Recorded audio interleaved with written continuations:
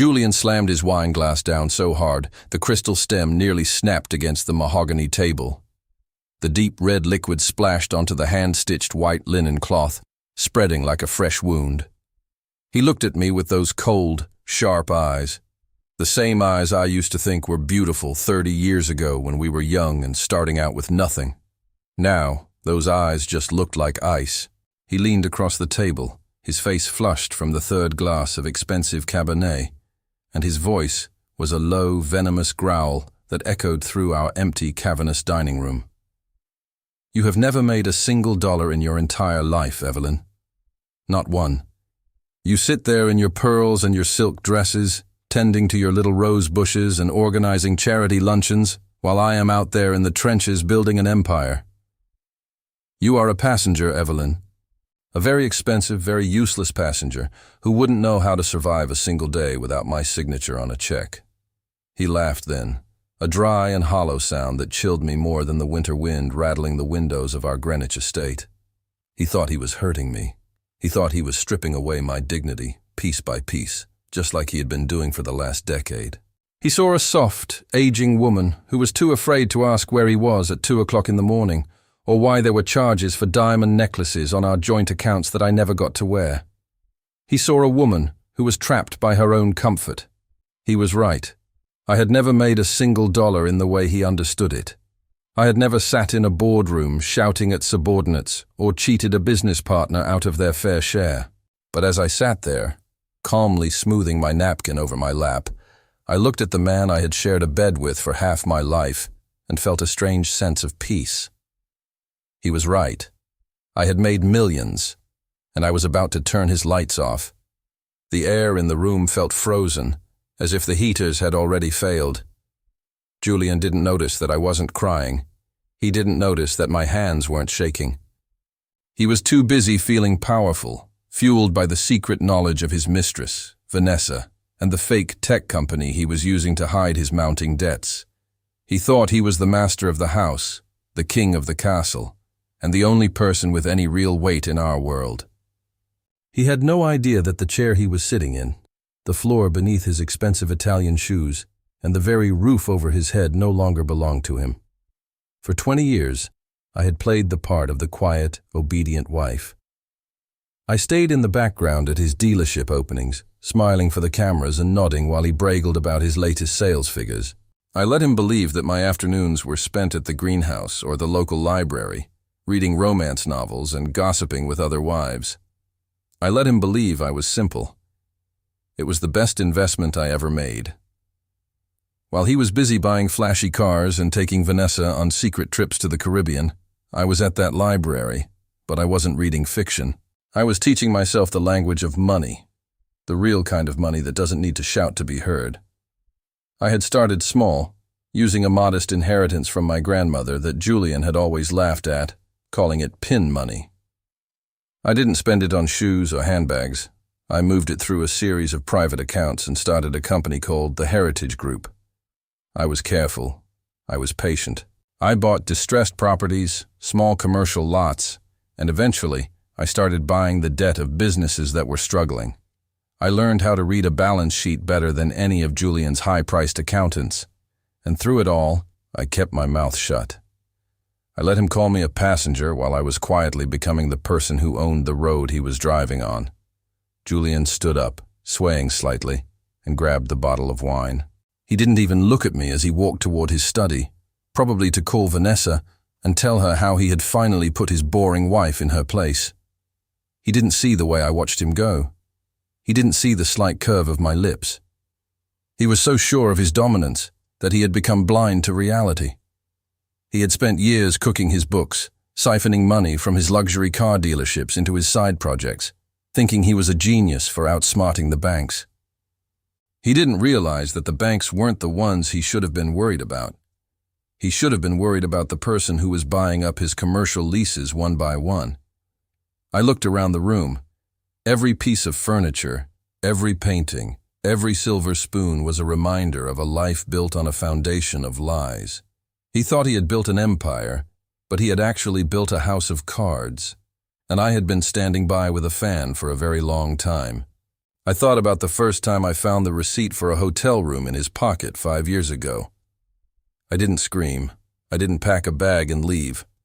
I went to my office in the basement, opened my laptop, and authorized the purchase of the land under his flagship dealership in downtown.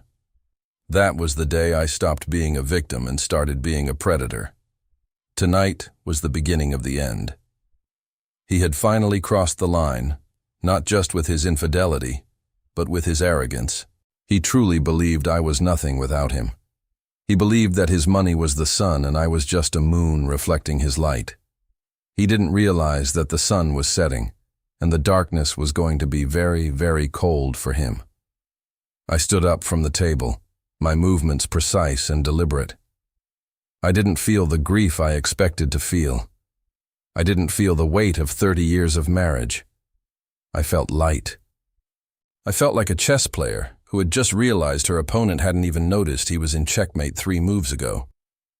I walked to the window and looked out at the sprawling lawn.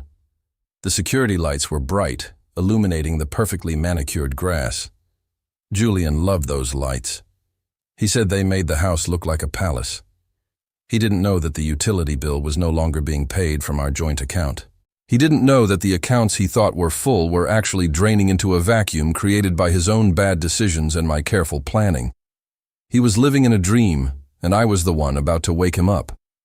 The confrontation tonight was the final spark I needed. His words stayed with me, echoing in the quiet of the house. You have never made a single dollar. It was the perfect epitaph for his ego. He wanted a wife who was a ghost, someone who existed only to serve his image. Well, ghosts can be very haunting when they decide to stop being quiet. I had spent years being invisible, and now I was the only thing standing between him and total ruin. I wasn't just his wife anymore. I was his landlord. I was his biggest creditor. And very soon, I was going to be the person who took away everything he used to define himself. Subscribe and comment where you are watching from.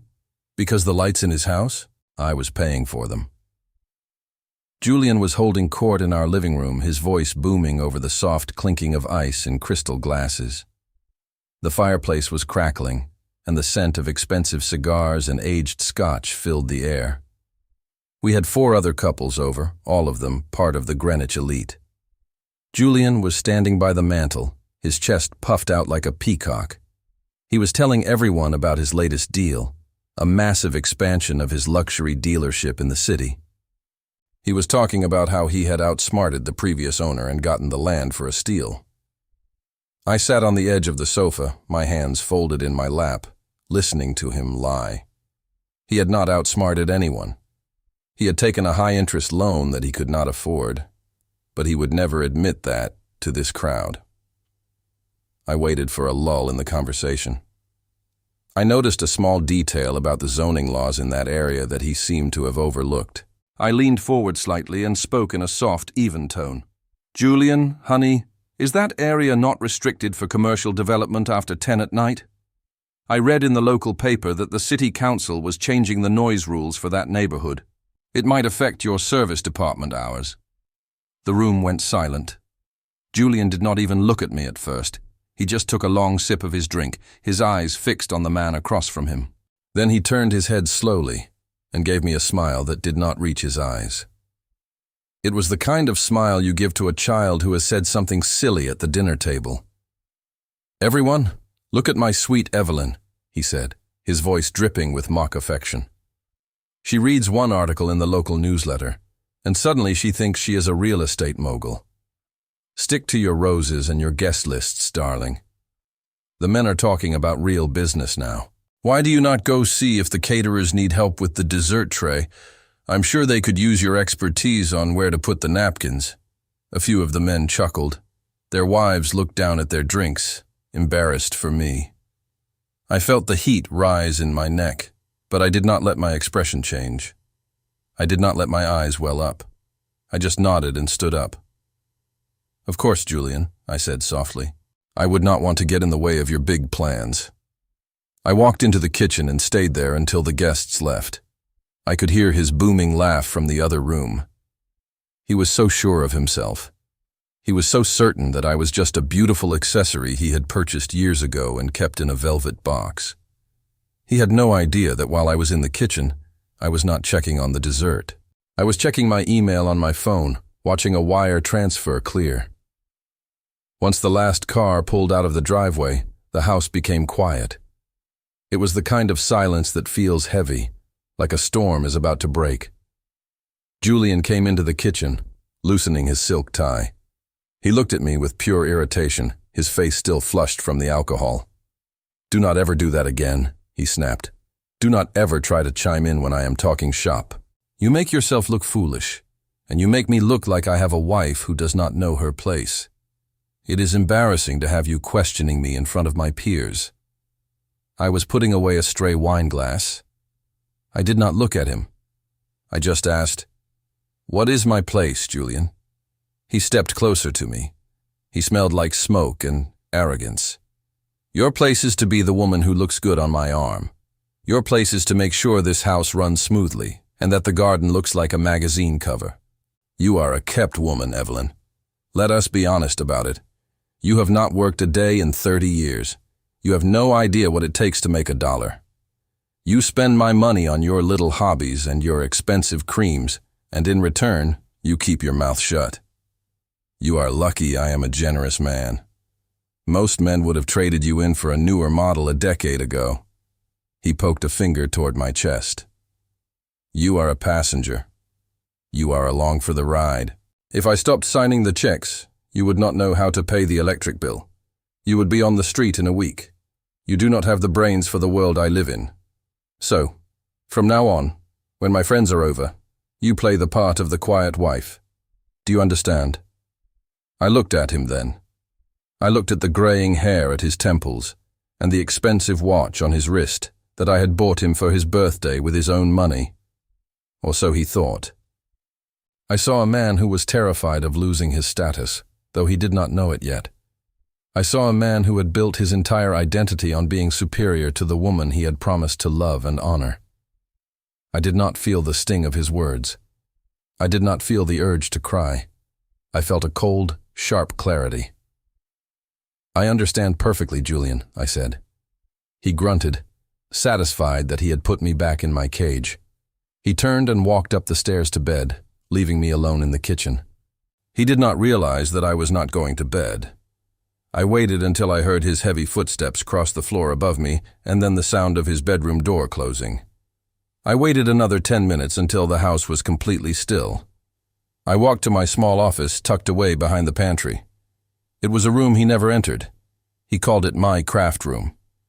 He thought I spent my time in there making scrapbooks or pressing flowers. I sat down at my desk and opened my laptop. The glow of the screen reflected in my eyes. I did not open a gardening blog. I did not look at social media. I logged into a secure server for the Heritage Group. I looked at the latest report on the commercial leases in downtown Greenwich. I saw the notice I had received earlier that day. The owner of the land under Julian's main dealership was ready to sell. I had been waiting for this moment for 3 years. I had the funds ready. I had the legal team standing by. I looked at the digital signature line. Julian thought I did not know how to pay a bill. He thought I was a passenger. He had no idea that while he was upstairs sleeping, I was about to buy the ground he stood on. I moved my mouse over the button. I did not hesitate. I clicked. The transaction was initiated. Within 48 hours, the land would belong to me. Julian would still be the king of his dealership, but he would be paying his rent to me, and I was going to make sure the rent was very, very high. I leaned back in my chair and took a deep breath. The game had finally moved into the next phase. He wanted me to be a quiet wife. Fine. I would be the quietest owner he ever had. I spent the next 3 hours going over the spreadsheets of his personal debt. He was deeper in the red than even I had imagined. He was using one credit card to pay off another, and he was taking money from the dealership's employee pension fund to cover his losses in a failed real estate venture in Florida. He was desperate, and desperate men make mistakes. My job was to make sure those mistakes were documented. I was not just his wife. I was his auditor. I heard the floorboard creak upstairs. I quickly closed the tabs and opened a website for heirloom roses. If he came down for a glass of water, he would see exactly what he expected to see. A bored housewife looking at flowers in the middle of the night. But he did not come down. He was probably dreaming of his next big deal, unaware that the foundation of his life was already being dismantled. I stayed there until the sun began to peek over the horizon. My eyes were tired, but my mind was sharp. I had spent 30 years being the woman he wanted me to be. I could spend a few more months playing the part. Every time he mocked me, every time he called me useless, every time he looked at me with pity, it was just more fuel for the fire. He thought he was the one in control because he held the checkbook. He did not realize that I was the one who owned the bank. I closed my laptop and stood up. I walked to the kitchen and started the coffee. When Julian came down an hour later, I would have his breakfast ready, just the way he liked it. I would smile. I would listen to him complain about his morning. I would be the perfect silent wife. And while he sat there eating his toast, I would be thinking about the eviction notice that was already being drafted in my head. He thinks I am a passenger. He thinks I am just along for the ride. He has no idea that I am the one driving the car, and I am about to take a very sharp turn. Subscribe and comment where you are watching from. Because the next time Julian tries to put me in my place, he might find he does not have a place left to stand. The next morning, the house felt larger than usual. Julian had left early for the dealership, probably still riding the high of his performance at dinner the night before. He left a mess on the kitchen counter. A half-eaten piece of toast, a smudge of jam, and his coffee cup sitting in a puddle of brown liquid. I cleaned it up without a word. I have spent decades cleaning up after him, both in the kitchen and in our life. He thinks my hands are only good for scrubbing and planting, but he has no idea what these hands have been doing behind his back for 20 years. I walk down the hallway to my craft room. To Julian, this room is a joke. He calls it my hobby hole. He thinks I spend my hours here knitting lumpy sweaters or pressing flowers into scrapbooks. He even bought me a very expensive, very pink sewing machine for my birthday 5 years ago, just to be condescending. It still sits in the corner, covered in a thin layer of dust. I never told him I don't even know how to thread a needle. I locked the door behind me. I sat down at my antique oak desk and pulled out a small, plain silver key from a chain around my neck. I opened the bottom drawer, which looked like it was filled with old patterns and balls of yarn. But underneath the wool, there is a false bottom. I pulled out a sleek black laptop and a burner phone that Julian has never seen. This is where the real Evelyn Thorne lives. When I first started the Heritage Group, I was terrified. I had $80,000 from my grandmother, a woman who had survived the Great Depression by hiding coins in her mattress. She told me once that a woman should always have a way out, even if she never thinks she will need it. I took her advice to heart. While Julian was busy buying his first Ferrari to show off to his friends, I was sitting in a corner of the public library, wearing a headscarf and glasses so no one would recognize me. I wasn't reading magazines. I was reading books on property law, tax codes, and how to set up anonymous companies.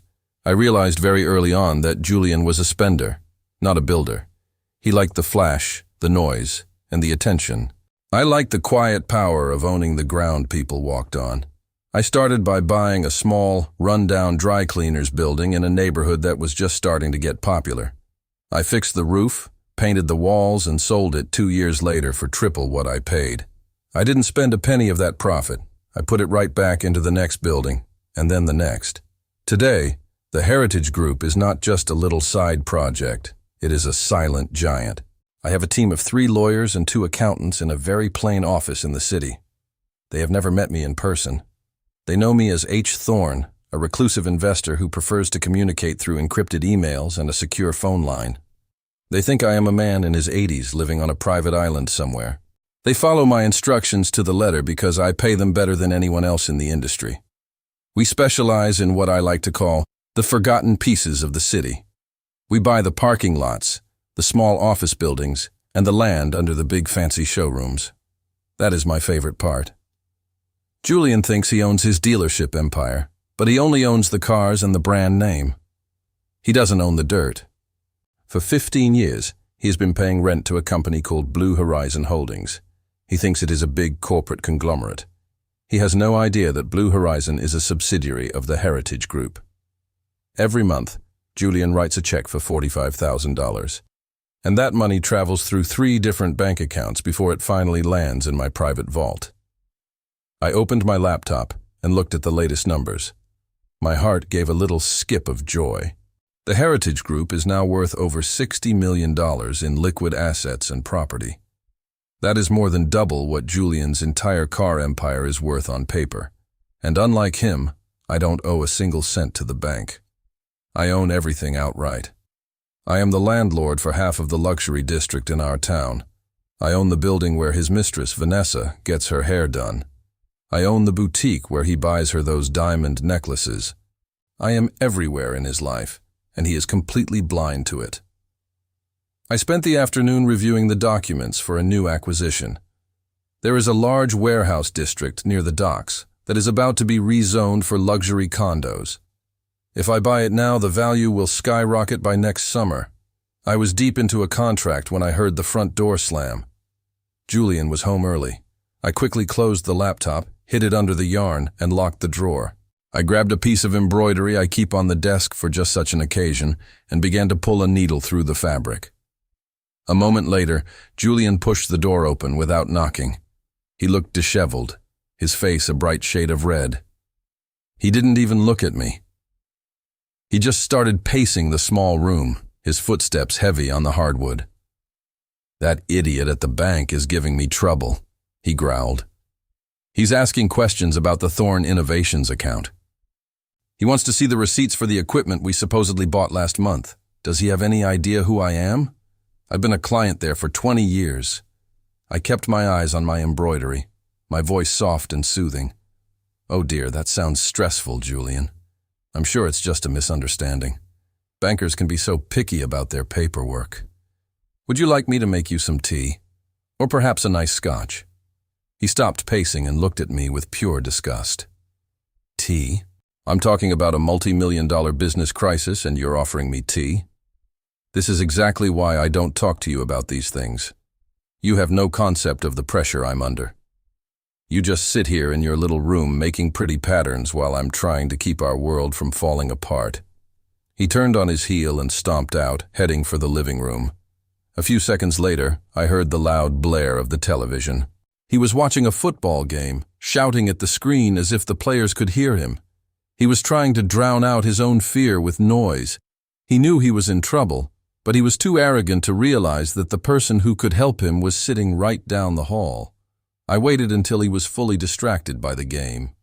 I pulled the burner phone out of my pocket. I had a message from my lead lawyer, Marcus. He had finished the final negotiations for the land purchase I had initiated the night before. This was the big one. This wasn't just another office building. This was the land under Julian's main headquarters, his pride and joy. The previous owner had been holding out for years, but they had finally folded under the pressure of a cash offer they couldn't refuse. The message was short. "The deal is ready for your final authorization. Once you sign, the eviction clause for the current tenant can be triggered at your discretion. We await your command, Mr. Thorne." I looked toward the door. I could hear Julian yelling at the TV, his voice full of fake bravado. He thought he was a king, but he was really just a tenant. And his landlord was about to change the locks. I felt a cold, delicious thrill run down my spine. This was the moment I had been working toward for half my life. I tapped the screen of the phone, my thumb hovering over the sign button. I thought about all the times he had called me useless. I thought about the way he looked at Vanessa with admiration while he looked at me with pity. I thought about the pension funds he was stealing from his own employees just to buy more toys for himself. He didn't deserve the empire he had built on the backs of others. I pressed the button. The screen flashed. Transaction complete. I put the phone back in my pocket and stood up. I walked out into the living room, where Julian was sprawled on the leather sofa, a glass of scotch in his hand and his eyes glued to the game. He didn't even look up when I entered. "Julian?" I said quietly. "What now, Evelyn?" he snapped, his eyes never leaving the screen. "I just wanted to let you know that the roses are looking beautiful this year," I said, a small smile playing on my lips. "I think it's going to be a very interesting season." He just grunted and waved a hand at me to go away. He had no idea that he had just lost his home, his business, and his future in the time it took for a commercial break to end. He was still watching the game, but he didn't realize that the final whistle had already blown for him. I walked back to the kitchen and began to prepare dinner. I hummed a little tune to myself as I chopped the vegetables. I felt lighter than I had in years. The trap was set, the bait was taken, and now all I had to do was wait for the snap. Subscribe and comment where you are watching from, because the next time Julian walks into his office, he's going to find out that the man he's been paying rent to for 15 years is actually the woman he's been ignoring for 30. The Tuesday night air was thick and heavy, the kind of humidity that makes the curtains hang limp against the windows. I had spent the afternoon in the garden, deadheading the roses until my fingers were stained with the green scent of crushed stems and damp earth. It was the only place I felt I could breathe lately.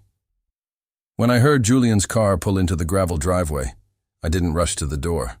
I didn't fix my hair or check my reflection in the hallway mirror.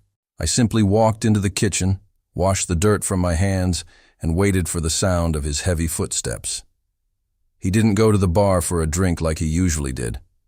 Instead, he walked straight into the dining room and tossed a thick manila envelope onto the table.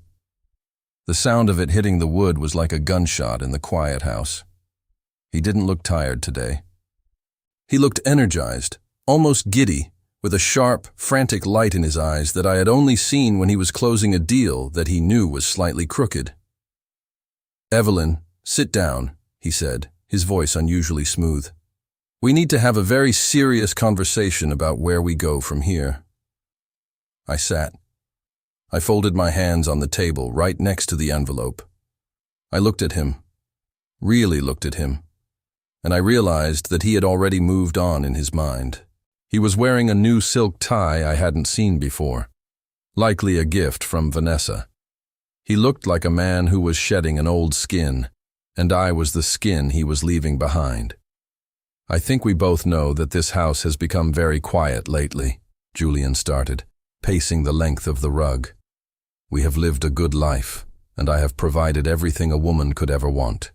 You have lived in luxury. You have never had to worry about a bill or a roof over your head. But people grow apart, Evelyn. I am a man who is still in the prime of his life.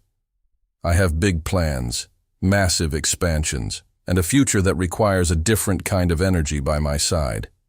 I need someone who understands the world of high finance, someone who can keep up with the pace of my new ventures." He stopped pacing and leaned over the table, pressing his palms into the wood. "I am asking for a divorce. And before you get upset, before you start thinking about lawyers and messy public scenes, I want you to look at what is in that envelope. I have decided to be incredibly generous. Most men in my position would leave their wives with nothing but the clothes on their backs, especially since you have never contributed a cent to our wealth. But I want to make sure you are taken care of, in a way that fits your simple lifestyle." I opened the envelope. My heart was steady, a slow and rhythmic beat that surprised me. Inside were several pages of legal documents drafted by his personal attorneys. I scanned the lines, looking past the fluff and the legal padding. He was offering me a small 2-bedroom condo in a town 30 miles away, a modest monthly allowance that wouldn't even cover the taxes on our current estate, and the old station wagon we kept for the grocery runs. In exchange, I would sign away any and all claims to his dealerships, his holdings, and his future earnings. Julian watched my face, looking for a crack, a tear, a sign of the devastation he expected. "You see," he said, his voice dripping with condescension. "I'm giving you the house in the suburbs. It's much more manageable for a woman of your age. No big gardens to worry about, no staff to manage. You can spend your days knitting and going to the library, and you won't have a care in the world. I'm even letting you keep the silver tea set your mother gave us. I'm doing this because I'm a good man, Evelyn. I'm taking the burden of this empire off your shoulders so you can live out your years in peace. He reached out and patted my hand, a gesture so patronizing it made my skin crawl. It's a win-win, really. I get to move forward with my life and my new partner, and you get to retire into a nice, quiet existence. You don't have the head for the kind of trouble I'm facing with the banks right now anyway. It would only confuse and frighten you. This settlement is more than you deserve, considering you've just been a passenger for 30 years. I looked down at the papers. He thought he was being clever. He thought he was buying my silence and my disappearance for the price of a cheap condo and a used car. He didn't realize that the empire he was so proud of was already crumbling, and that the person holding the wrecking ball was sitting right in front of him.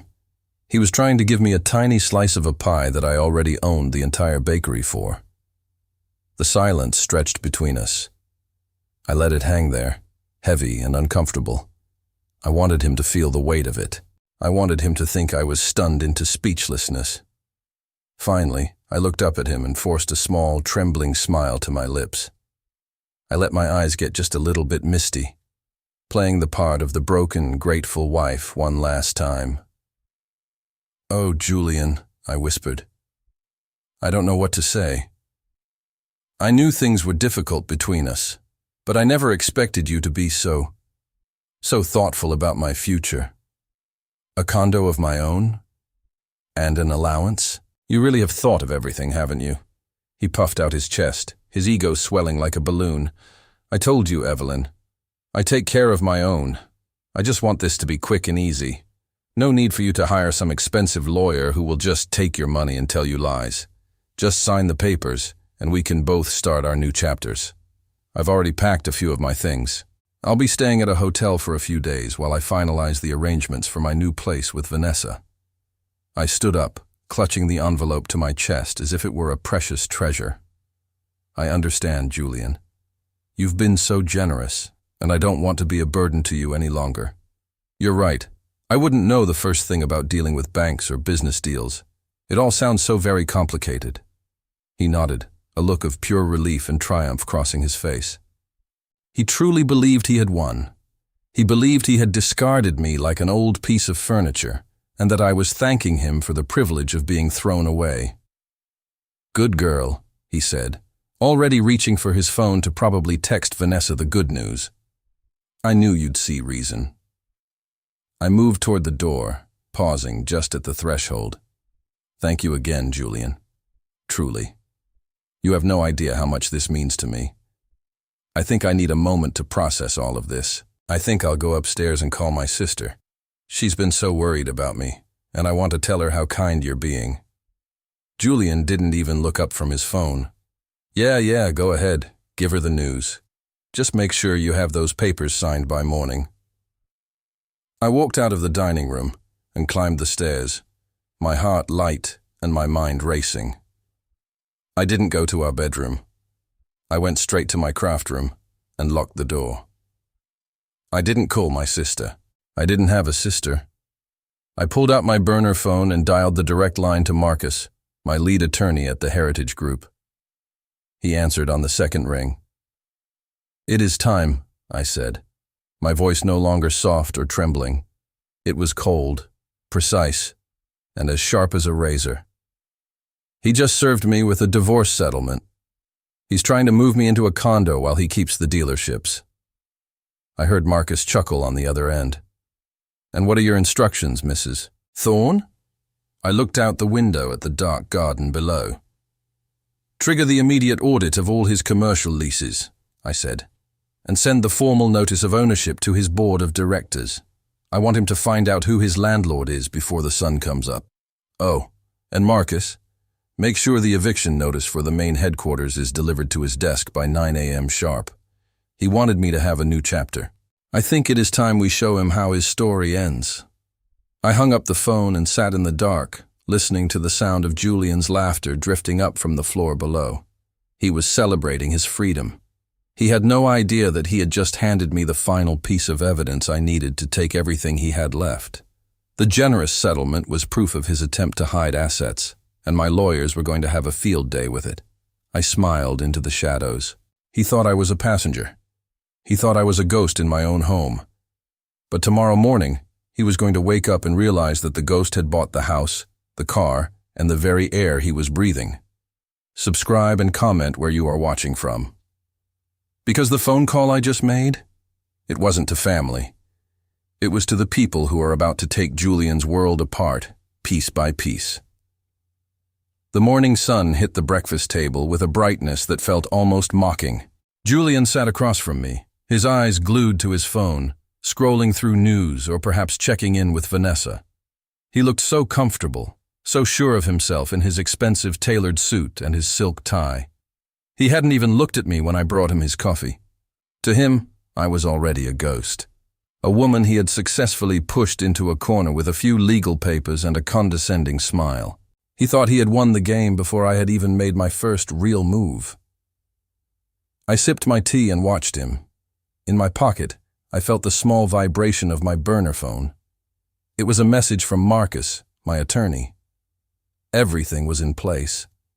For years, I had maintained a complex web of accounts that Julian never questioned. He was so caught up in the image of his wealth that he never looked at the plumbing of his own life. He didn't know that his membership at the Riverside Country Club, the lease on his flagship Ferrari, and even the high-limit black card he kept in his wallet were all being quietly subsidized by the Heritage Group. He thought these were perks of his business success, but in reality, they were gifts from a wife he treated like a piece of old furniture. I finished my tea and stood up. I went into my craft room and locked the door. It was time to turn off the lights. I logged into the secure portal for the master account. My fingers were steady as I navigated the screen. The first thing to go was the country club membership. Julian loved that place. It was where he went to brag to other men about his dealerships and his clever tax schemes. He spent thousands there every month on expensive dinners and rounds of golf for his investors. I clicked the button to terminate the automatic payment from the corporate holding account. Within the hour, the club's billing department would receive a notification that the account had been closed. The next time he tried to order a bottle of wine to impress a client, his card would be declined in front of everyone. Next, I moved to the vehicle fleet. Julian drove a limited edition sports car that he bragged was a company car. He didn't realize that the company that actually owned the lease was a small firm called North Star Logistics, which was just another name for me. I sent the instruction to the leasing agency to cancel the contract, effective immediately due to a breach of terms. The GPS on the car would be flagged, and the repo men would be given the green light to pick it up the moment it was parked on a public street. I imagined the look on his face when he walked out of a restaurant and found his parking spot empty. The most satisfying part was the credit line. Julian had a secondary business account that he used for his personal lifestyle, the trips with Vanessa, the expensive hotels, the jewelry. He believed the money came from a revolving credit line backed by his dealership's assets. He didn't know that the bank had only extended that credit because the Heritage Group had provided a secret guarantee. I withdrew that guarantee with a single click. The bank would see his actual debt-to-income ratio for the first time without my protection. They would realize he was a man drowning in red ink, and they would panic. I sat back and watched the screen. It was quiet work. No shouting, no crying, no dramatic scenes. Just the sound of a few mouse clicks and the hum of the computer fan. I was erasing the foundation of his life while he was upstairs, probably complaining that his socks weren't folded correctly. I felt a cold, sharp sense of accomplishment. He wanted me to be a passenger? Fine. But the passenger just took the keys out of the ignition while we were going 80 miles an hour. I stayed in my room for a few hours, listening to the house. Around noon, I heard Julian's voice from the hallway. He sounded irritated, his voice rising as he talked into his phone. "What do you mean it's declined?" he shouted. "Check it again. There must be a mistake at the bank. I just used that card yesterday. No, I don't want to wait on hold. Just fix it." The sound of his heavy footsteps echoed as he paced back and forth outside my door. He slammed his hand against the wall in frustration. I didn't move. I didn't say a word.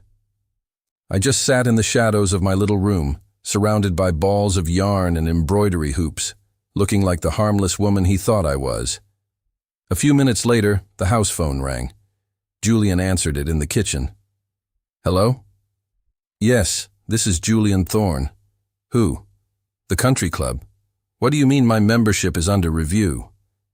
"I've been a member there for 15 years. There must be some error in your accounting department. I'll have my office send over a check this afternoon." I could hear the tension in his voice, the first cracks in his perfect armor. He wasn't yelling anymore. He sounded confused. He sounded like a man who had always assumed the ground would be there when he stepped down, and he was suddenly feeling it give way. He hung up the phone with a loud clatter. I opened my door and walked into the kitchen, wearing my best confused expression. "Is everything okay, Julian? You look a bit flushed. Is it the stress of the business? Maybe you should take a nap." He looked at me, his face a dark shade of red. He looked like he wanted to scream, but he didn't even know who to scream at. "It's nothing, Evelyn. Just some idiots at the club and the bank making mistakes. Everyone is incompetent these days. I have to go to the office and straighten this out. It's probably a computer glitch." He grabbed his keys and headed for the door, nearly tripping over the rug. He didn't even say goodbye. I watched him through the window as he got into his car and roared down the driveway, the engine of the Ferrari screaming as he pushed it too hard.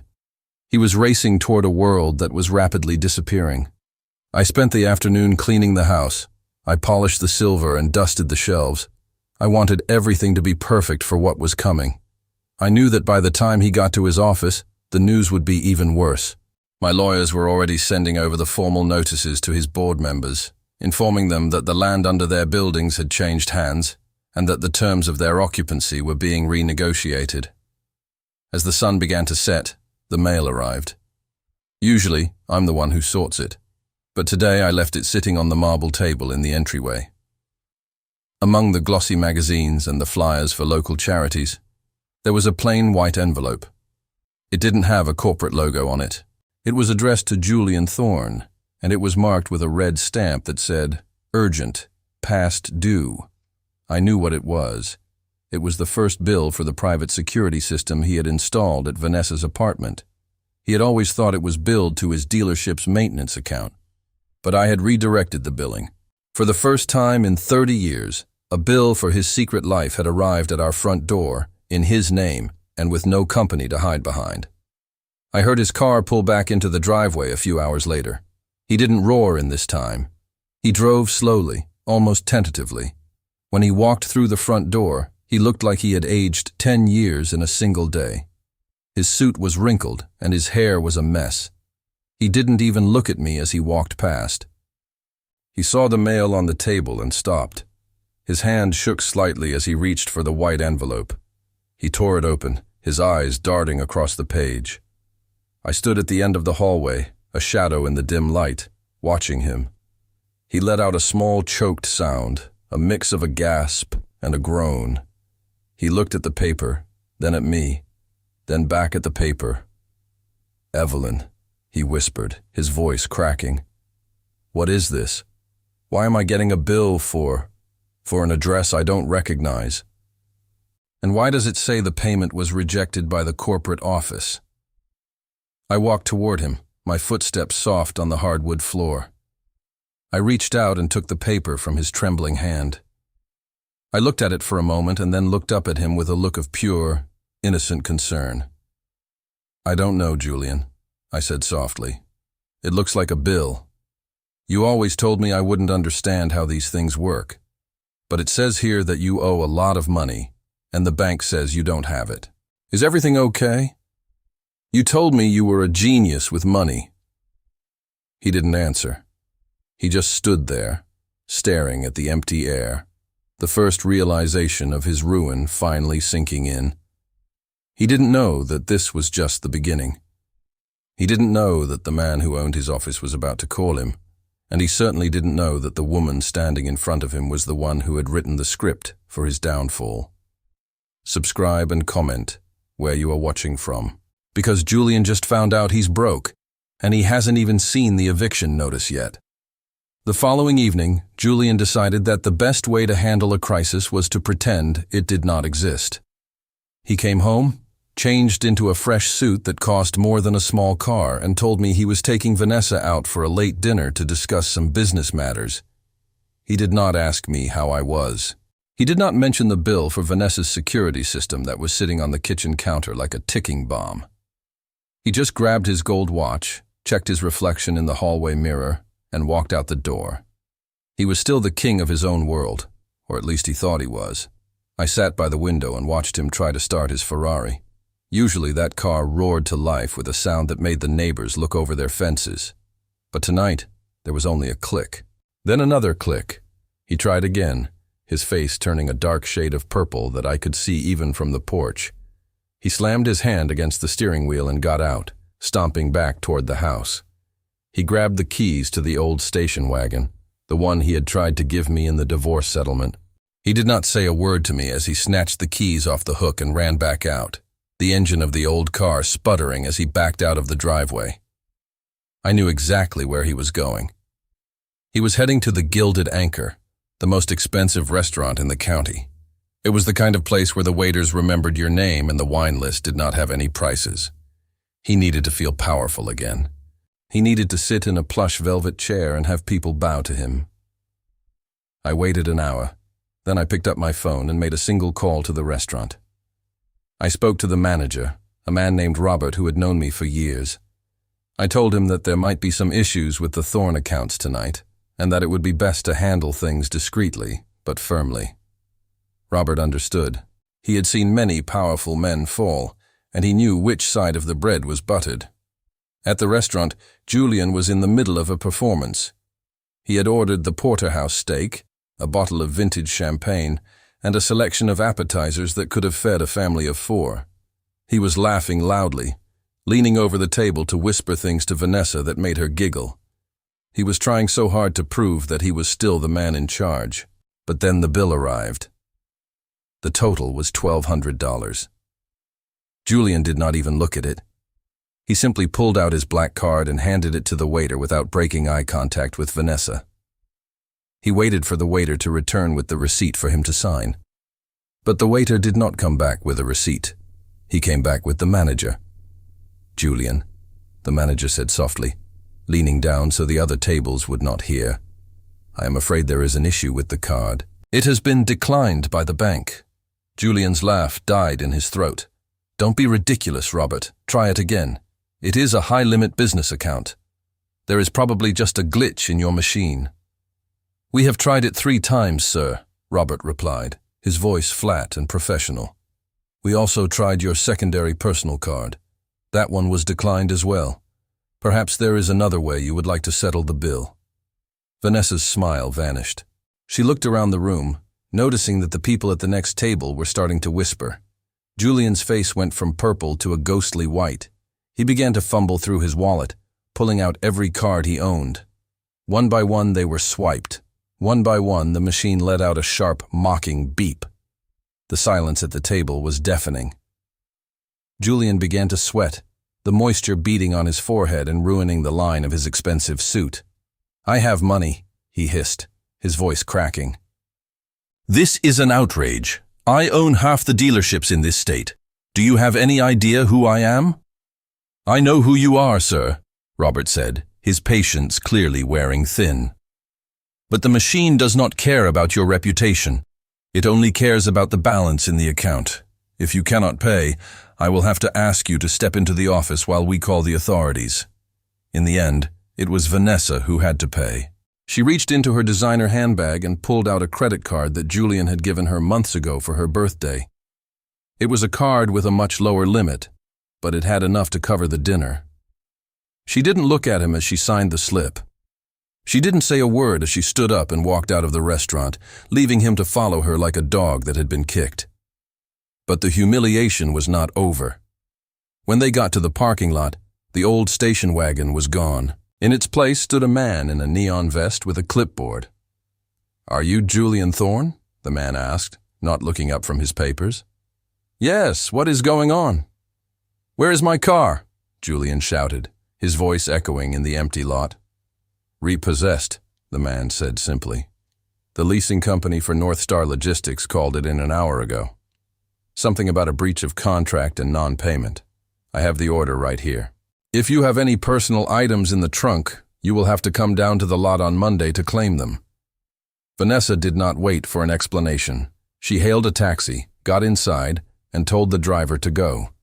She did not even look back at Julian as the cab pulled away. He was left standing in the middle of the asphalt, under the buzzing orange glow of a street lamp, completely alone.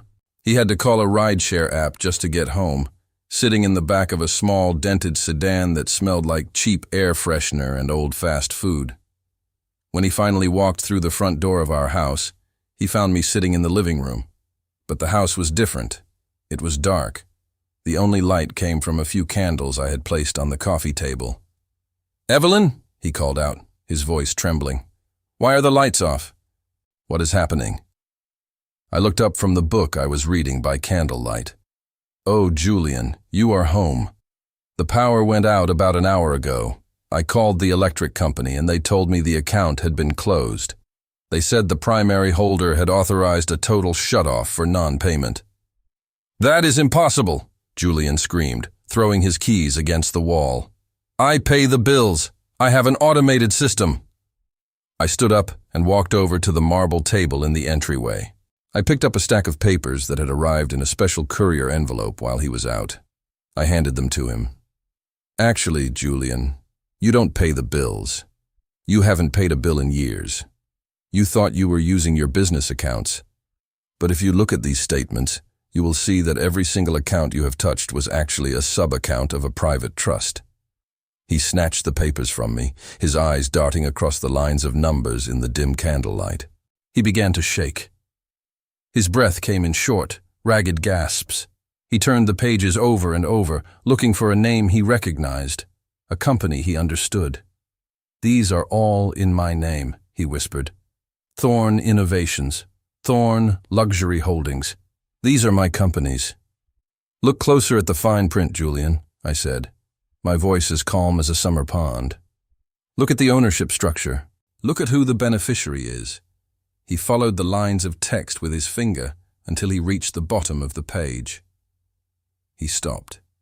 He stared at the name written there in bold, clear letters. It was not his name. It was not the name of a bank or a partner. It was mine. "The Heritage Group," he read aloud, his voice barely a breath. "CEO, Evelyn Thorne." He looked up at me, and for the first time in 30 years, he really saw me. He saw the woman he had mocked. He saw the passenger who had been paying for the fuel. He saw the silent wife who had been buying the world around him while he was too busy looking at himself. "Every dollar you spent tonight, every car you drove, every light bulb in this house," I said softly. "They were never yours, Julian. They were mine.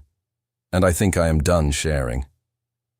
Julian sank to his knees on the cold hardwood floor, the papers fluttering out of his hands like falling leaves. He looked like a small, broken child. The man who had been a king an hour ago was now just a man sitting in the dark, in a house he didn't own, with a wife he didn't know. Subscribe and comment where you are watching from. Because Julian just realized that the woman he thought was a passenger has been the one holding the map the entire time. The kitchen was freezing. Without the electric heaters, the morning chill from the Connecticut woods had seeped through the glass and settled deep into the floorboards. I sat at the table with a thick shawl wrapped around my shoulders, watching the steam rise from a cup of tea I had made using a small camping stove I kept for emergencies. I heard Julian's footsteps before I saw him. They weren't the confident, rhythmic steps of a man who owned the world.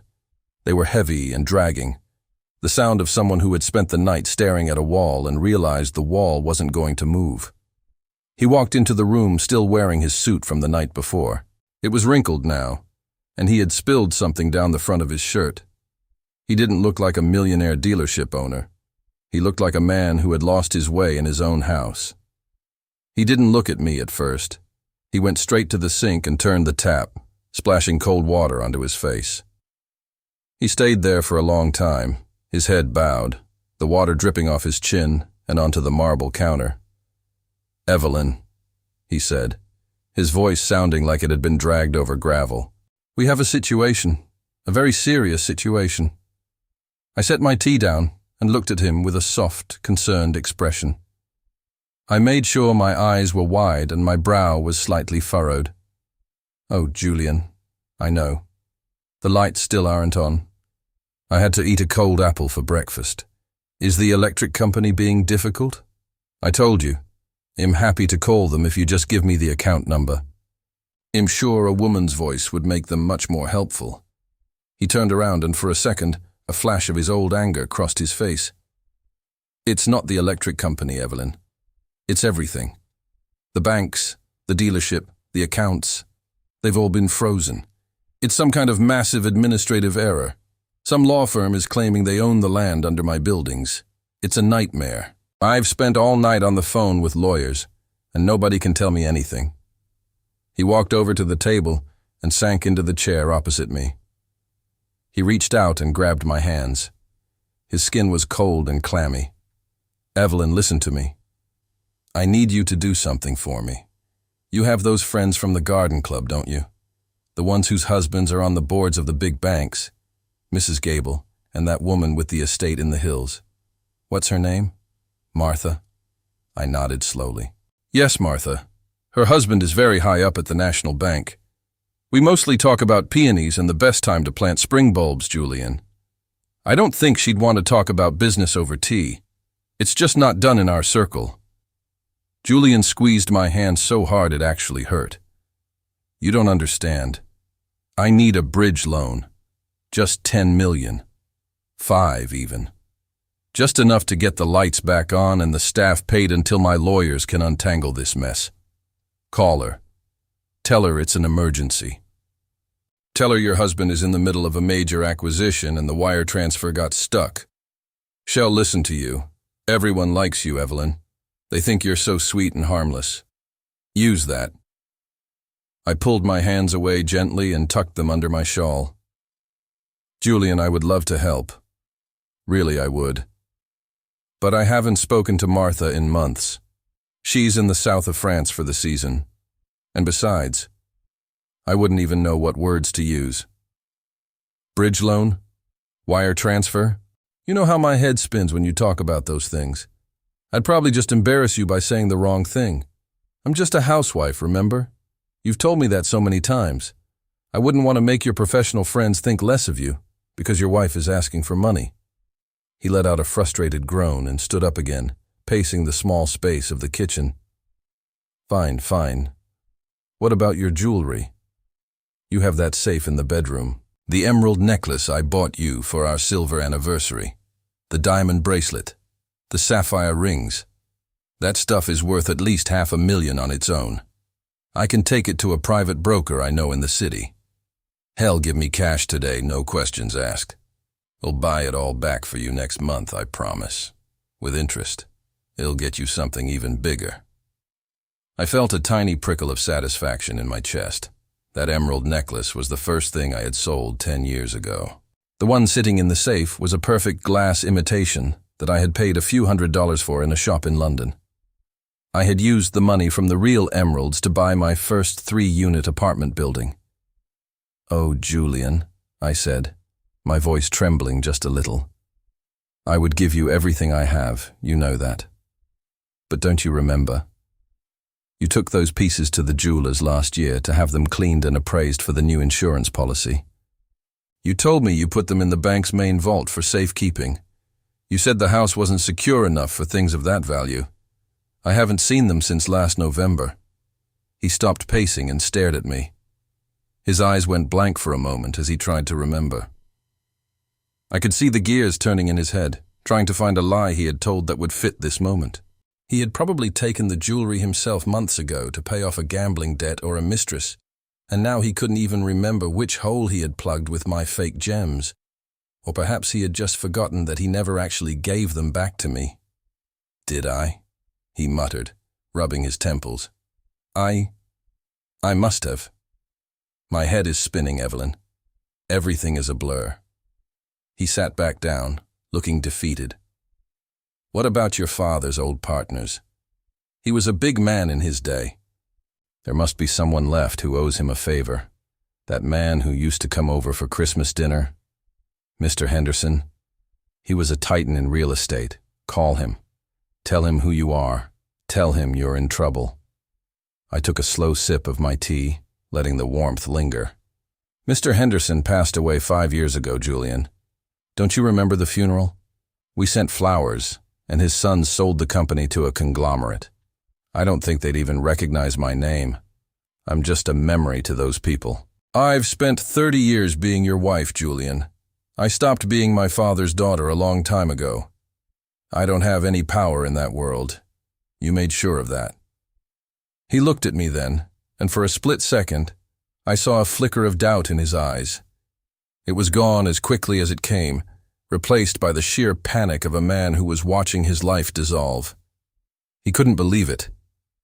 He had spent decades making sure I was isolated, making sure I had no financial independence, making sure I was completely dependent on him. And now, when he desperately needed me to have some of that power he had stripped away, he was finding out that he had done his job too well. He had built a cage for me, and now he was trapped outside of it, begging for a key that he thought I didn't have. There has to be something, he whispered. A woman like you. You must have something tucked away, a savings account, a trust fund, something your mother left you. Think, Evelyn, I'm talking about our entire life.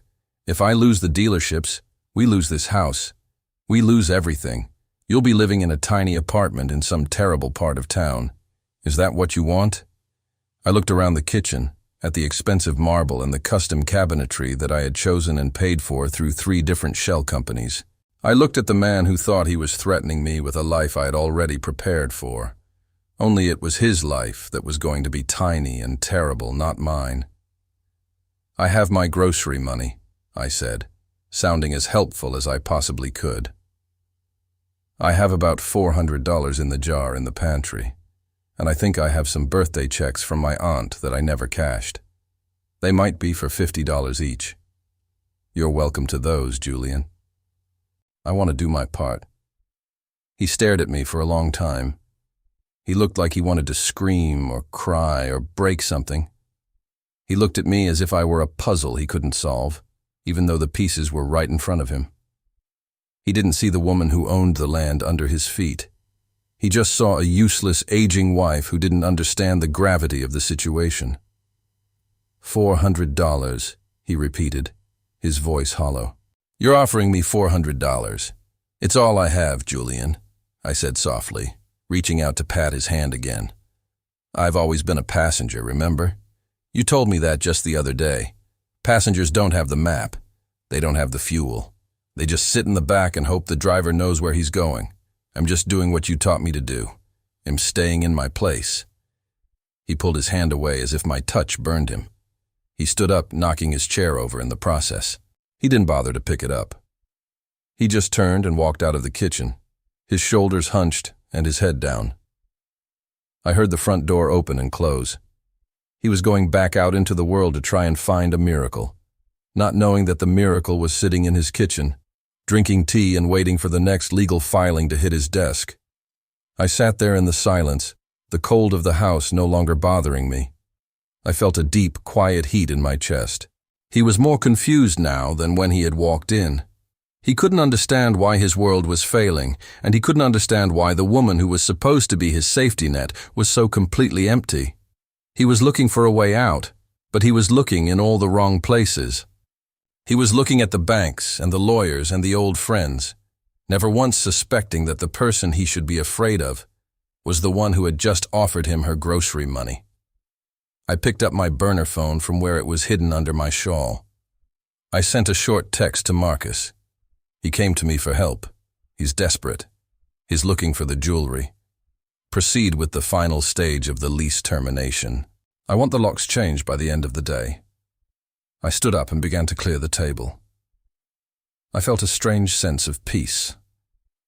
The man who had spent 30 years making me feel small was finally realizing how small he truly was. He was out there in the cold, searching for a ghost while I was right here, turning the key. He thinks he's going to find a way to save himself. He thinks there's one more deal, one more lie, One more favor he can pull. He doesn't realize that the door has already been locked from the inside. And the most delicious part of it all? He still thinks I'm the one who's lost. Subscribe and comment where you are watching from, because Julian is about to arrive at his office and find out that being a tenant is much harder than being a king, especially when your landlord has decided she doesn't like the way you treat the property.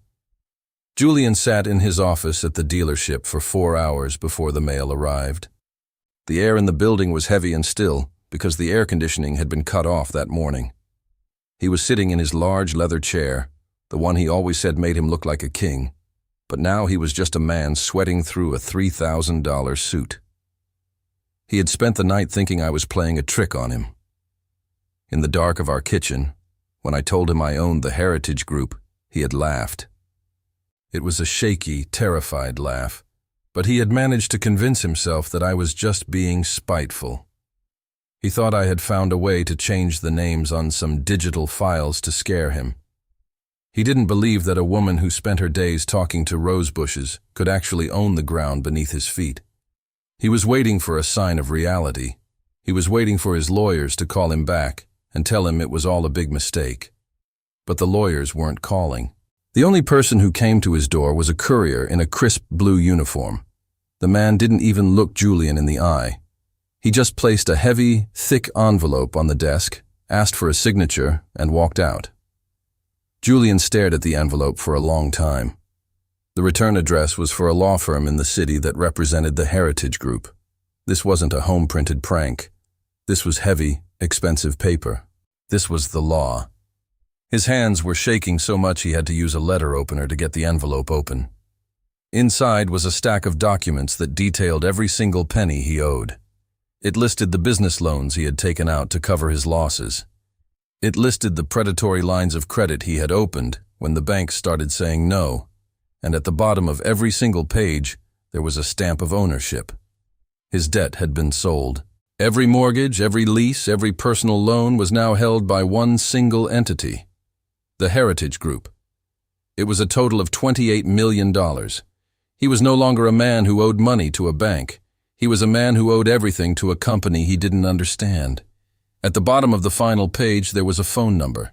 It was listed as the direct line to the chairperson of the board. Julian stared at that number. He was convinced that if he just talked to the person in charge, he could fix this.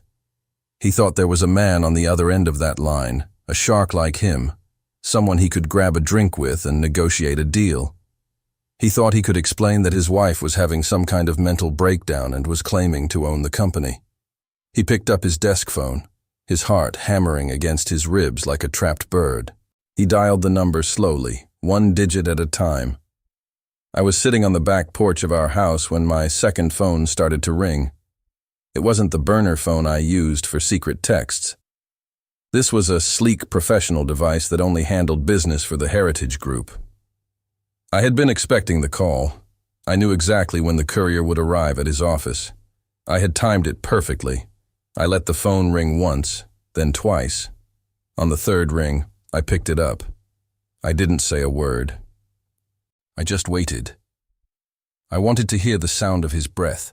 I wanted to feel his desperation through the airwaves before I broke the silence. Hello? Julian's voice was thin and brittle. Is this the office of the chairperson? I am calling about the Thorn accounts.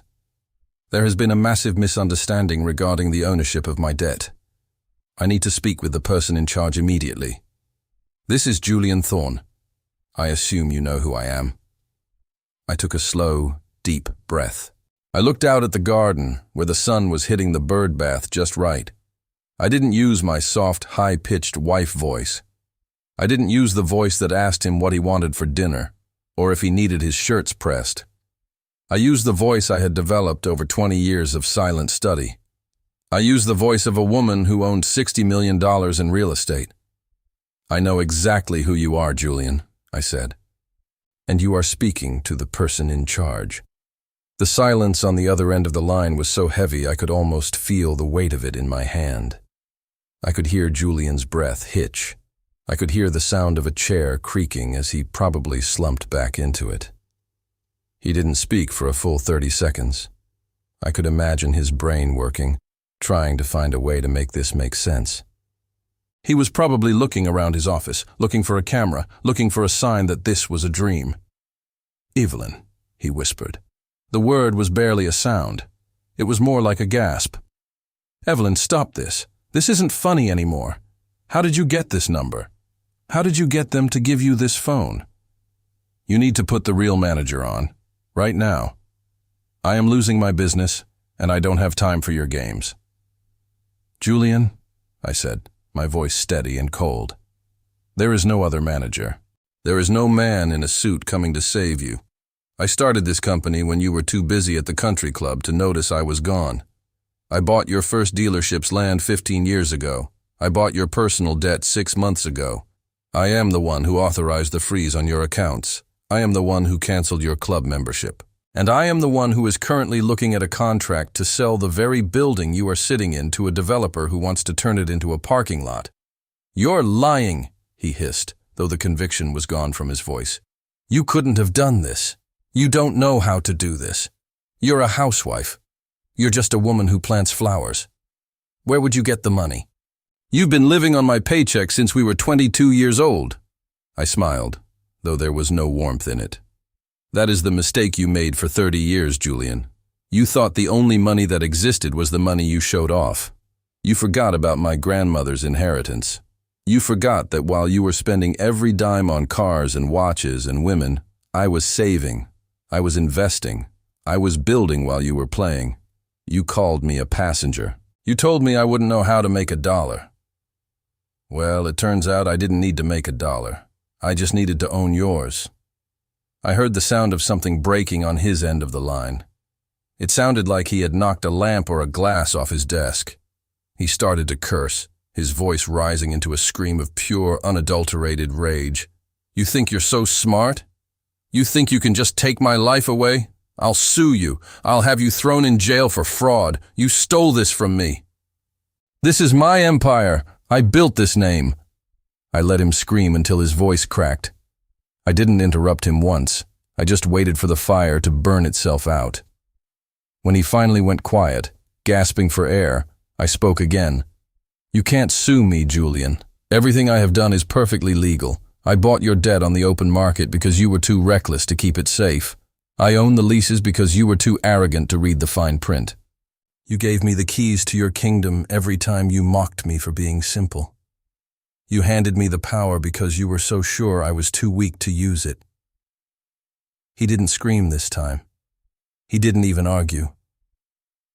I heard a soft, whimpering sound, the sound of a man who had finally realized that the floor beneath him was gone. He had spent his whole life making sure I was beneath him, and now he was realizing that I was the only thing that had been holding him up. "What do you want?" he asked, his voice sounding like a broken child's. "Just tell me what you want, Evelyn. Do you want more money? Do you want the house? Just tell me the price to make this go away." "The price is everything, Julian," I said. "I don't want a settlement. I don't want a piece of the pie. I want the whole bakery, and I want you to watch as I close the doors." I hung up the phone. I didn't wait for him to respond. I didn't need to hear his excuses or his pleas. I set the phone down on the table and picked up my tea. It was still warm. I sat there in the silence of the afternoon, watching the shadows grow longer across the grass. It was the longest silence of our marriage, even though we were miles apart. It was the silence of a man who had finally lost his voice, and a woman who had finally found hers. But the silence wasn't going to last long. I had one more folder in my office, one that didn't involve leases or loans. It was the folder that contained the evidence of his tax fraud and the money he had stolen from the staff pensions. The financial ruin was just the beginning. The real karma was about to arrive in a much more official capacity. Subscribe and comment where you are watching from. Because Julian thinks the phone call was the end of the story. But the police are already on their way to his office with a very different set of papers. The front door groaned as it opened, and I heard Julian stumbling in the dark hallway. He didn't call out for me this time.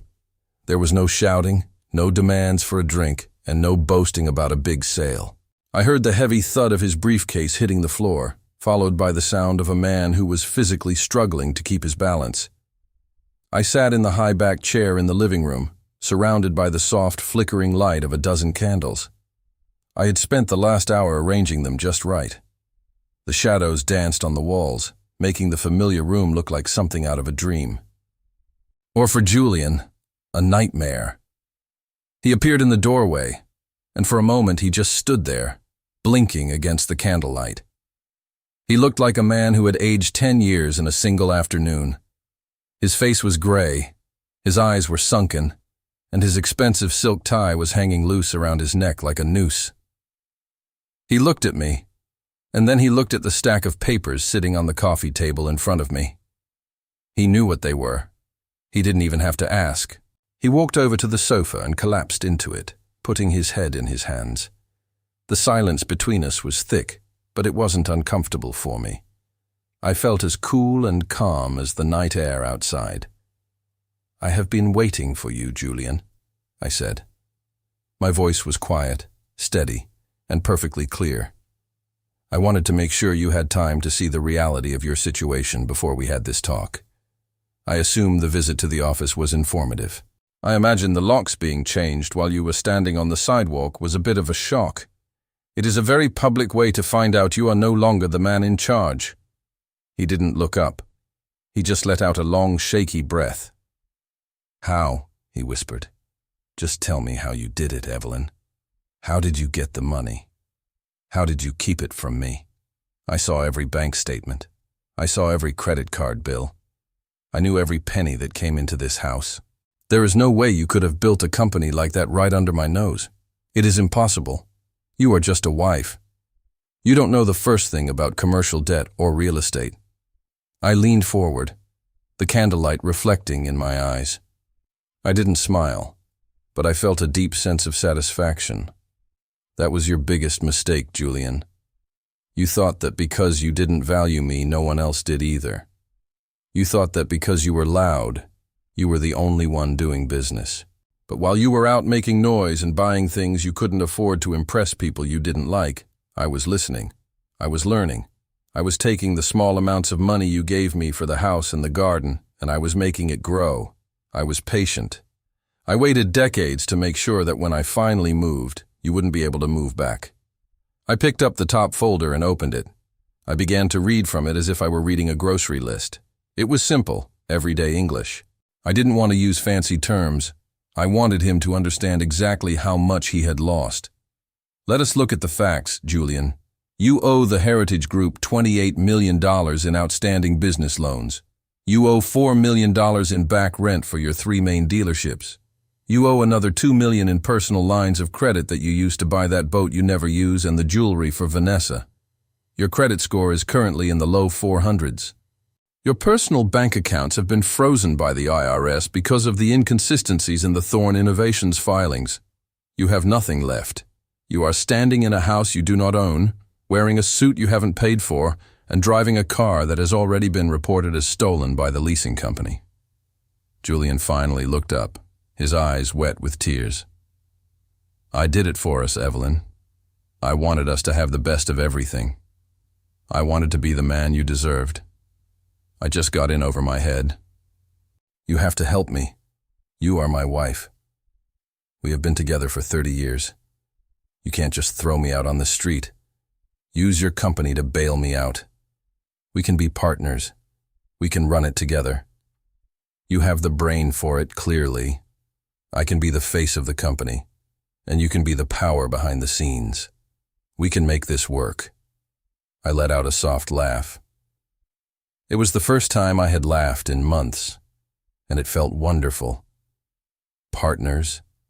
Julian, you don't even know what that word means. For 30 years, I was your shadow. I was the person who made your life possible while you ignored me. I was the one who made sure the bills were paid even when you were wasting money.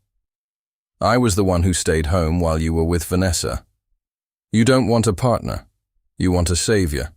And I am not in the business of saving people who tried to destroy me. I slid the final document across the table toward him. It was a single page, typed in a very plain font. It was the exit agreement. I had spent weeks making sure every word was perfect. "This is what is going to happen, Julian. You are going to sign this paper. It says that you are resigning from every position you hold in any company with the Thorn name. It says you are surrendering your interest in this house and every other property we own. It says you are giving up your right to any alimony or future claims against me. In return, I will not call the district attorney tonight. I will not hand over the folder that contains the evidence of your pension fund theft. I will give you $5,000 in cash, which is sitting in that envelope right there, and I will give you 1 hour to pack 1 suitcase and leave this house." He stared at the paper as if it were a venomous snake. $5,000, he gasped. "That won't even last me a month. This house is worth $5 million. The dealerships are worth 10 times that. You are stealing my life." "No, Julian," I said, my voice dropping an octave. "I am buying my peace. You spent 30 years stealing my time, my dignity, and my youth. I think $5,000 is a very fair price for what you have left to offer. You can sign this paper and walk out of here a free man, or you can wait for the sun to come up and talk to the federal investigators, who are very interested in why your tech company doesn't actually have any employees. The choice is yours, but I would decide quickly. The clock is already ticking." Julian looked at me, searching for any sign of the woman he used to know. He looked for the soft, forgiving wife who used to apologize for things she didn't do. He looked for the woman who would cry when he raised his voice, but she wasn't there anymore. He only saw the chairperson of the Heritage Group. He saw the woman who had bought his debt and was now collecting on it. He reached for the pen. His hand was shaking so badly he had to grip his wrist with his other hand just to hold it steady. He looked at the signature line, his breath coming in short, ragged gasps. He knew that once he signed this, his life as Julian Thorn, the king of the car world, was over. He would be just another man in a wrinkled suit with no place to go. He pressed the pen to the paper. I watched the ink flow onto the page. I watched him write his name for the last time as a man of power. The scratching of the pen was the only sound in the room. When he was finished, he dropped the pen as if it had burned him. He pushed the paper back toward me and slumped against the sofa, looking completely hollow. I picked up the paper and blew on the ink to dry it. I checked the signature to make sure it was clear. I nodded slowly and tucked it into my folder. "Thank you, Julian. You made the right choice. Now you have 55 minutes left. I suggest you start with your shoes. You are going to be doing a lot of walking." Julian didn't move. He just stared at the candles. He looked like he was waiting for someone to wake him up from a bad dream. He didn't realize that the dream was over, and the reality was just beginning. He thought this was the worst it could get. He thought that losing his money and his house was the end of the punishment. He had no idea that I was still holding the blue folder. He had no idea that even though he had signed away his wealth, I hadn't yet decided whether or not to sign away his freedom. I stood up and began to blow out the candles one by one. Each time I blew, a little more of the room disappeared into the darkness. I left him sitting there in the shadows, a broken man in a dark house. I walked toward the stairs, my heart light and my mind already focused on the morning. I had a lot of work to do. I had a company to run, and a legacy to build. And I had one more phone call to make to a man who had been waiting a long time to hear from me. Subscribe and comment where you are watching from, because Julian thinks he just bought his way out of trouble, but he hasn't seen what is waiting for him at the end of the driveway. The sun was just starting to peek over the tall glass buildings of the city when I pulled my car into the executive garage. It was a crisp Tuesday morning, the kind of morning where the air feels like it could snap if you move too quickly. I sat in the driver's seat for a moment, listening to the quiet hum of the engine before I turned it off. I took a deep breath and looked at my reflection in the rearview mirror. I looked calm. I looked like a woman who had slept a full 8 hours without a single worry pressing against her chest. I smoothed out the front of my cream-colored wool coat and picked up my leather bag. It was a simple morning, but for me, every morning now felt like a small victory. I walked toward the elevators that lead up to the main lobby of the Heritage Group headquarters. This building was my pride and joy. It wasn't flashy or gold-plated like the places Julian used to prefer. It was made of stone and clear glass, solid and transparent. I had spent years imagining this place while I was sitting in my little craft room at the old house. Back then, I was just a ghost in a big mansion, waiting for a man to tell me I was useful. Now, I was the woman whose name was on the deed to the entire block. As the elevator doors opened into the lobby, the smell of fresh coffee and expensive floor wax greeted me. It was the smell of a machine that was working exactly as it should. The lobby was busy. Young men and women in sharp suits were rushing toward the elevators, their eyes fixed on their phones. They were full of energy and ambition. I liked being around them. They didn't know the history of how this company came to be, and they didn't need to. To them, I was just the owner, a quiet woman who came in every morning and kept the ship sailing straight.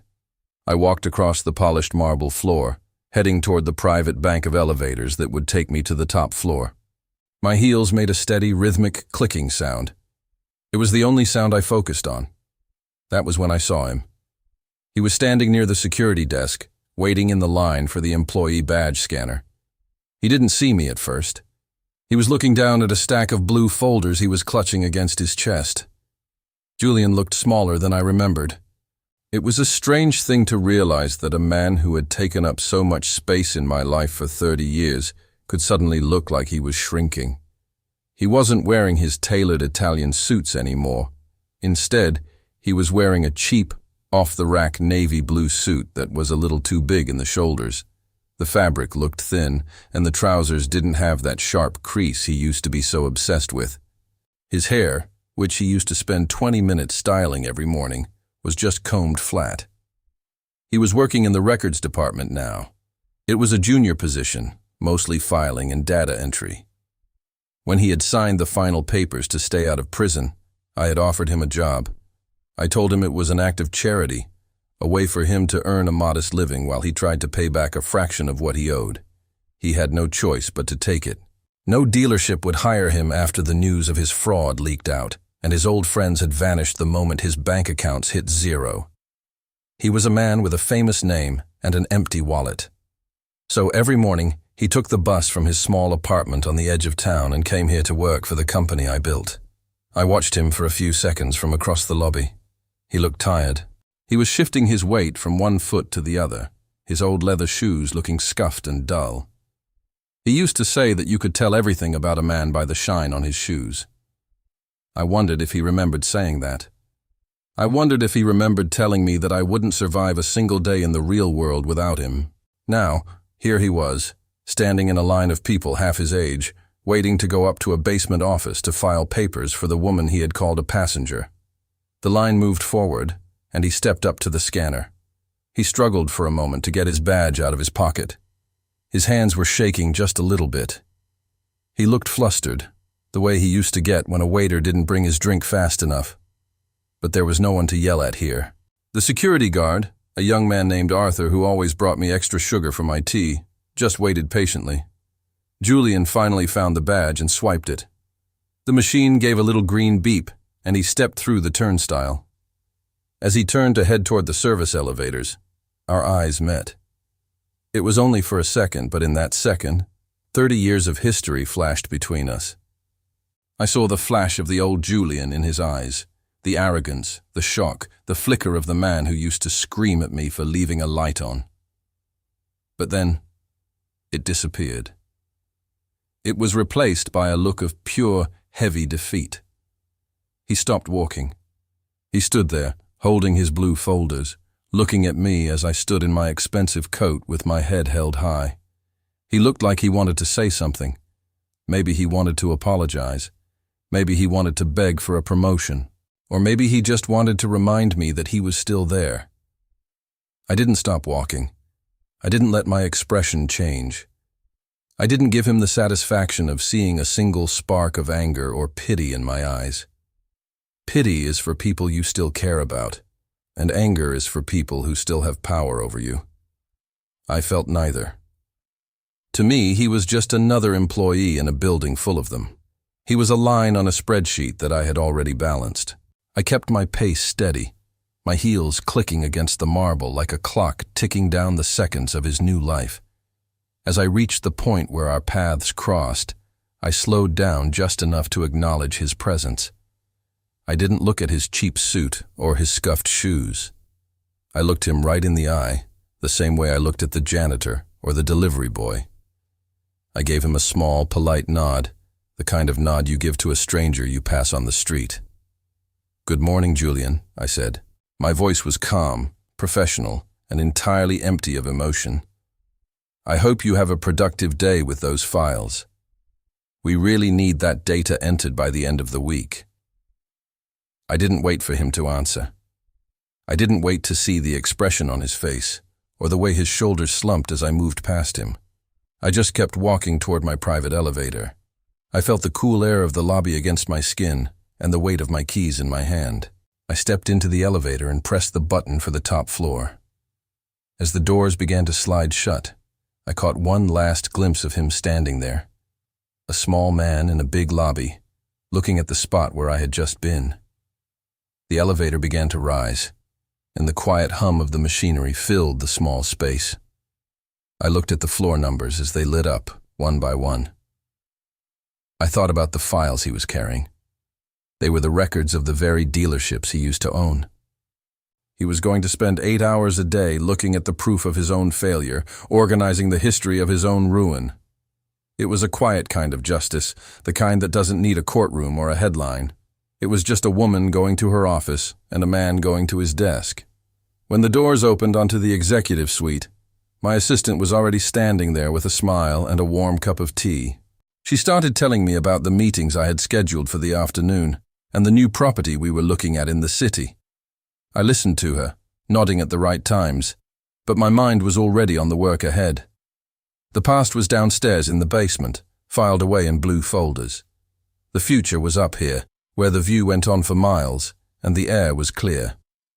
I walked into my office and sat behind my desk, feeling the sun on my back. I had a lot to do today. After all, the world doesn't run itself, and I was no longer just a passenger.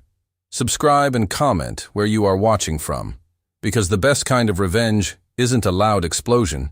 It is a quiet life where you are the boss and your enemy is just another name on the payroll. I stood by the tall glass windows of my corner office on the 50th floor. The sun was just beginning to dip below the horizon, painting the sky in shades of deep orange and soft purple. From up here, the world looked so orderly and peaceful. I could see the harbor where the water sparkled like a million tiny diamonds, and I could see the winding roads of the city where the evening traffic was starting to build. For 30 years, I was just a passenger in one of those cars, being driven toward a destination I didn't choose by a man who didn't value me. Now I owned the building, I owned the view, and I owned every single minute of my time. I turned away from the window and looked at my desk. It was a beautiful piece of dark walnut, smooth and solid under my hand. There were no piles of messy papers or unpaid bills. Everything was organized and exactly where it should be. On the corner of the desk sat a small brass nameplate that simply said, Evelyn Thorne. It didn't say Mrs. Julian Thorne. It didn't have any fancy titles. It was just my name, and for the first time in my life, that was enough. I had spent so long being an extension of someone else that I had almost forgotten who I was. But as I sat down in my high-backed leather chair, I felt a deep sense of belonging. This wasn't a room I was allowed to sit in. This was a room I had built. The office was quiet, but it wasn't a lonely kind of quiet. It was the sound of a machine running perfectly. Outside my door, I knew my team was finishing up their day. These were people I had handpicked for their talent and their integrity. They didn't work for me because they were afraid of me, and they didn't work for me because I shouted the loudest. They worked for me because we were building something meaningful. We weren't just buying and selling land anymore. We were investing in the community. I had already started the paperwork to turn 2 of Julian's old, failing dealerships into affordable housing complexes.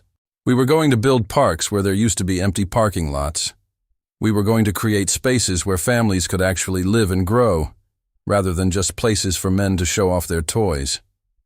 I thought about Julian then. He was probably just leaving the records department downstairs. I had watched him on the security feed a few times during his first week. It was a strange thing to see the man who used to command rooms now struggling to use a photocopier. He looked so small in his cheap suits, his shoulders hunched as he carried boxes of files from one room to another. He didn't have an office anymore. He had a cubicle in the basement with a flickering fluorescent light and a chair that squeaked every time he moved. He was learning what it felt like to be invisible. He was learning what it felt like to be a cog in a machine that didn't care about his name or his history. Sometimes, I wondered if I was being too hard on him. But then, I would remember the way he looked at me across the dining room table. I would remember him telling me that I was useless and that I would be on the street in a week without his signature on a check. I would remember the diamond necklaces he bought for Vanessa with money he stole from the people who worked for him. No, I wasn't being hard on him. I was being fair. I was giving him the chance to earn an honest living for the first time in his life. I was giving him the structure he never had. He wanted me to be a quiet wife who stayed in the background, so I gave him a quiet job where he could stay in the background. It was the most poetic ending I could imagine. Freedom is a funny thing. When I was younger, I thought freedom meant having a lot of money to spend on whatever I wanted. I thought it meant traveling to fancy places and staying in expensive hotels. But now that I have the money, I realize that isn't freedom at all. Real freedom is the peace I feel when I wake up in the morning and realize I don't have to perform for anyone. I don't have to smile when I'm angry. I don't have to apologize for things I didn't do.